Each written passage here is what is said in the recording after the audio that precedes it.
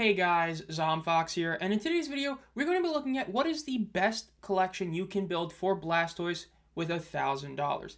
Now, a couple weeks ago we did this for Charizard, and now it is time to tackle another Kanto starter in Blastoise. Now, Blastoise is actually the hardest of the three to really get a collection made for $1,000, not because of the value of his cards being insanely high like Charizard, but because of the fact that he's really the middle child. He doesn't have the really affordable great Grail card prices that, let's say, Venusaur has, where stuff like first edition Erica's Venusaur can be had for a really good price. It's not like Charizard where you're pretty much having to do somewhat bargain bin shopping because of how expensive their top cards are. Blastoise is in that weird middle area where there are real Grail cards for Blastoise that you can get multiple of, but not in the highest of grades, but not in super low grades. So this was a tough one, but I think I've gotten the best collection you can get for $1,000. And remember, I build these with the idea of quality and quantity, saying that if somebody asked me today, what is the best collection I can make for $1,000 for Blastoise? This is what I'm giving you. It is a collection based on more than just one super good card, but not just as many you can get in the lower end. So let's get started with the Dark Blastoise Legendary Collection Reverse Holo in a PSA 7. Now, this is a big card to start off with, as I don't think any of the Charizard cards were even near this much. I think the most expensive was the Brilliant Stars Alt Art. This is half your budget, snap of the fingers, gone. But I think it's worth it. Now, one key thing to note, this card is up a lot over the past 3 years. But part of that, unlike a lot of these other Ultra Modern cards that have been kind of hyped up for, within the last couple of months, this is the type of card that for years people said was undervalued. I mean, even back in the X and Y era, these were cards that a lot of people felt had a really good future. This card being 500 now isn't super shocking. Now, I wanted to get at least one Wizard of the Coast Blastoise. Again, like I mentioned the Charizard, there are certain things that you just have to have. If you're building a Charizard collection, you have to have a first edition Zard because there's so many of them. Whereas Blastoise, you've got, the Dark Blastoise, and you've got the base set Blastoise in terms of first edition, right? There's no, there's no trainer Blastoise that you have like with Erica's Venusaur or Blaine's Charizard. Doesn't have a shining card in the Neo era. But this one, I think, is better than those first editions. Not necessarily because it's better, obviously like a PSA 7 base set first edition is better, but because this is an iconic reverse holofoil. This is the one that everybody talks about, the beautiful silver explosion fireworks-esque reverse holofoil. Now, as for this card's pop counts and all that, this is a rare card. A lot of these reverse holos are pretty rare because this was, again, nearing the end of the Wizards of the Coast era. This isn't the very end, like with Expedition Skyridge and that, but only 1,677 graded. Now, this isn't a super high percentage card. This is about the top 60% of the pop report. So it's not like this is, one of the best cards out there, but it's around that 50%. Again, it's a top 60%. 40% of the population is higher than it. It's part of this like mid 20% of the card where it's like, in the 40 to 60% best cards. It's a 7. Why is 7? Well, it's near mint. Because a PSA 6 can be had for about $400, as this card follows the comic book 0.5 rule in a lot of ways, where if you know comic books, a lot of big comic books usually have very distinct values in a dollar sign from 0.5 to 0.5, where like you'll have a 5.5 to a 6 to a 6.5 to a 7, being like a difference of 50, 100, 200, like something very consistent. This card's a lot like that, except that 8s start to jump up high as of very recently. They've been selling for a lot more than 600. Whereas like a 7, 6, 5 are about like a $100 difference. I think getting this in a near mint is worth it. A 6 is X mint. A 7 is a near mint card. As much as people nowadays try to act like near mints are cards that are gem mints, which is just not true. Again, like whenever somebody sells a card that has like a speck of white in the back and they're like, oh, well, this is an LP card. It's like, no, it's near mint. A near mint's a 7. This is a legitimate near mint card. This isn't a X mint. This isn't an excellent card. It's not VG. It's a near mint card. I think it would be worth spending half of your purse on this one card. It is such a great card. These reverse holos are so great. And to be able to get one in this good a grade of this card, I think that's worth spending half the money for that one. So the first card is the Dark Blastoise Legendary Collection Reverse Holo in a 7. Now the second card is going to be the 2013 Black and White Plasma Storm Shiny Blastoise Secret Rare. This is a great card, and I think it's one that you have to have. I think this is even more of a requirement than the Legendary Collection or even a Wizards of the Coast era card. And the reason is because this is the only true shiny Blastoise card. And when I'm saying true, the definition of true is very stretched out. Pretty much as I mentioned in a video that came out about like a week or two ago from when it was posted, where I look at artworks that have gotten worse over time. One of the ones I mentioned was shiny cards. Shiny cards post Gen 5, so Gen 6 and after, have lost a lot of luster they used to have. They used to be truly rare cards that were put in actual sets. There were a couple that were kind of specialty sets, like Call of Legends, but pretty much they were put into sets as rare cards to pull. There were the Shining cards in Gen 2, the Gold Stars in Gen 3, the SH set cards in Gen 4, and the Gold Secret Rares in Gen 5. Those were the pretty much all of the era of the rare Shinies. Blastoise only had this one. Charizard got one in all of them except the Shiny set, like the Gen 4 one. Blastoise didn't get a Shining card, didn't get a Gold Star, didn't get an SH card, but he got this one. Venusaur didn't even get one of any of them, which is hilarious, but Blastoise did. And even till this point, unless I'm forgetting one, the only other one I can remember off the very top of my head is the Radiant Blastoise that's in Pokemon Go. He might have had one in one of the Fate sets, but this is the shiny card for Blastoise to get. You can get this in a 7 for like $250. Now, big key thing to note, asterisk, whatever. Very hard to judge the actual price, because up until the most recent sale, which was like $290, they'd been going for like $210 to $220, and these costs are based on what it would actually cost you to get it, including shipping and tax, or if you got it at a show. $250 still should be enough to get this card. It just should be.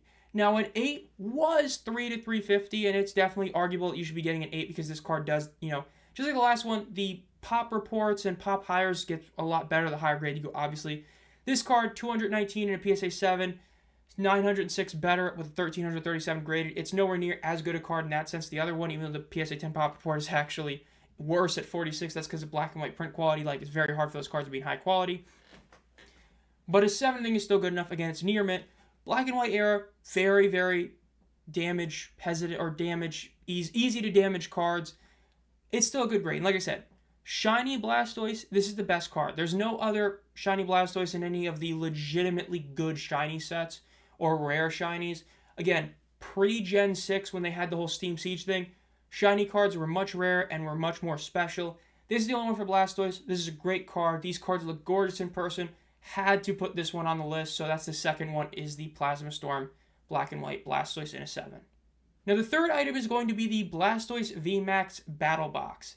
This is definitely a bit of a shocker. It's a collection box, and it's not a single card, but I think it deserves to be on here. This is a Blastoise card collection for $1,000. This counts, obviously.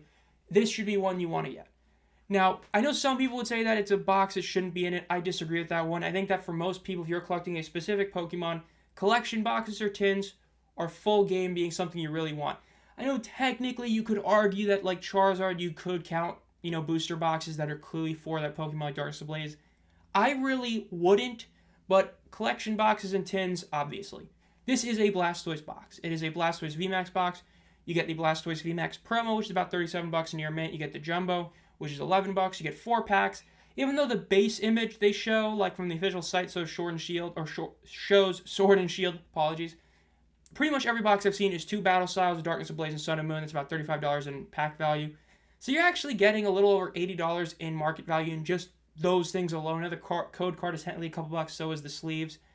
You're getting like $85-ish, $90 in near mint value, or actual market value opening the box, which is insane. Obviously you wouldn't open it, but normally when you open a box, you're losing a lot of value. And it is important to note that if you were to open it and grade the Blastoise and you somehow did pull a 10, it'd be like $170. Even though the market value for this box is 102, you can find this box for $100 all in. Like, you can find this on eBay for like $90, free shipping plus tax, so $100.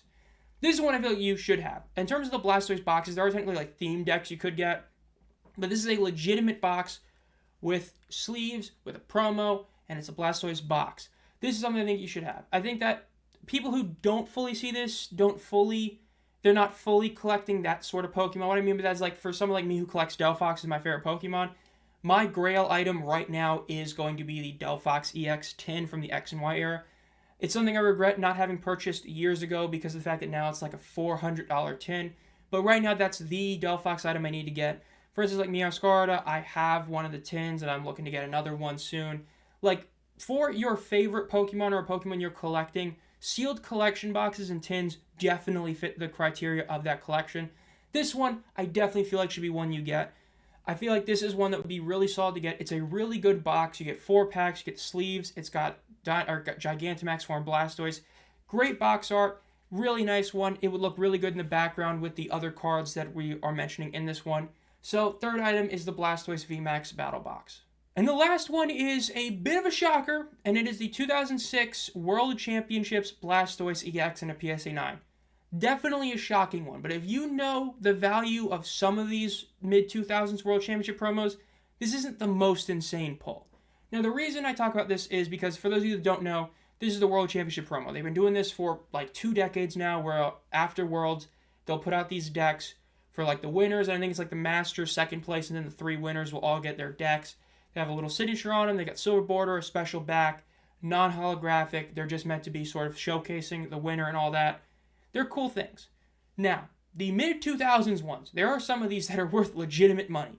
The Gold Stars are the prime example. Like the Mew Gold Star in like, again, near mint value, like 7, 6, 8. Those are hundreds. Like you're talking like 3, 4, 500 for those kind of grades because of how desirable Gold Stars are. Now, these Silver Border EXs, the best looking EXs we've ever had from this EX era. The Fire Red Leaf Green Blastoise EX is way more than 150 even for low grades. Like you're going to spend like 250 plus to get like a low grade copy. Whereas you can get this World Championships in a 9 for 150.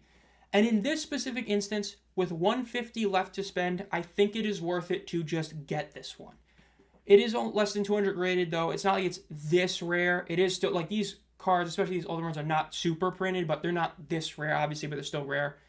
Pop 60, 31 higher. But these are one of those cards that right now, like, it's not like the Gold Stars or the Gold Stars, like, it's worth it to grade a 7.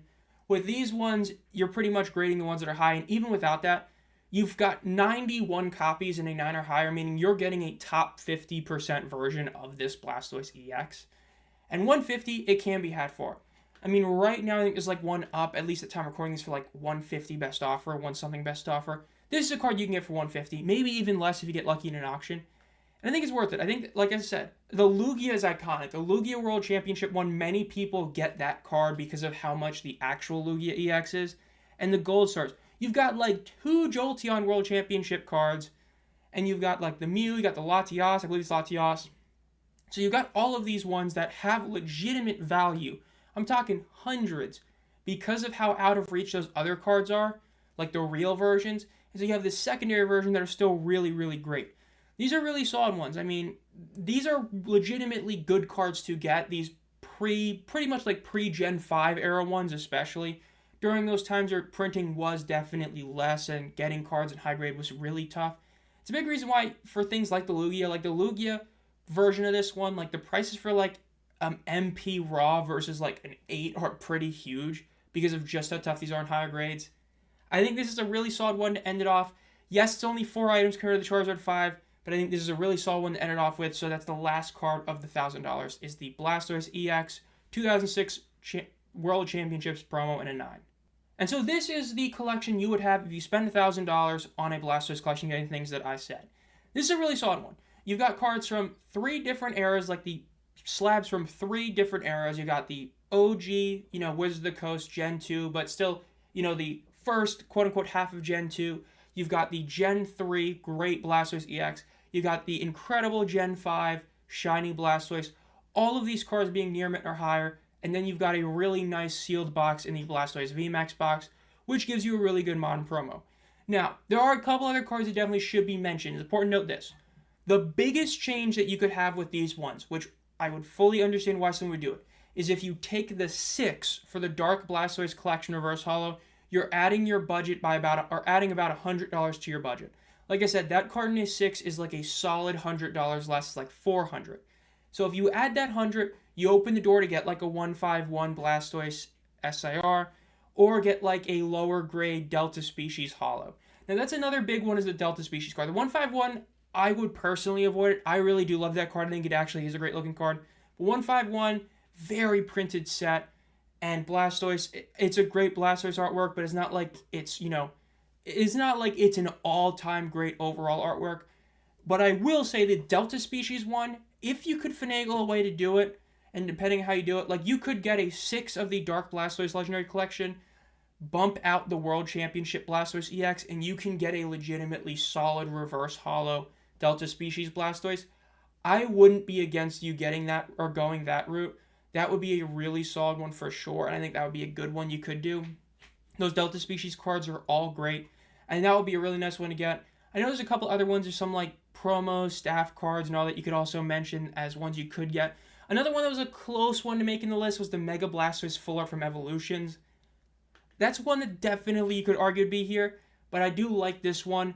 Again, it really comes down to what do you want to spend the last 250 on, and I'm saying 250 as, like I said, the Plasma Storm Blastoise, if you're building a Blastoise collection, I feel like you have to get that card.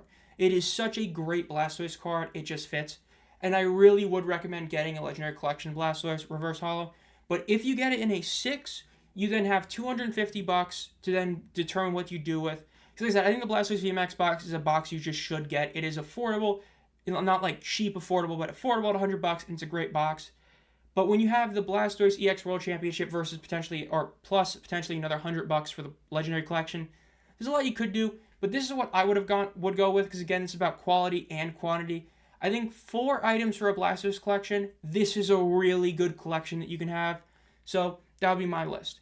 But overall, if you did enjoy this video, make sure to subscribe to the channel and like the video as well. Again, if you haven't seen it already, I did do one for Charizard. We ended up getting 5 items. Spoiler alert for that one.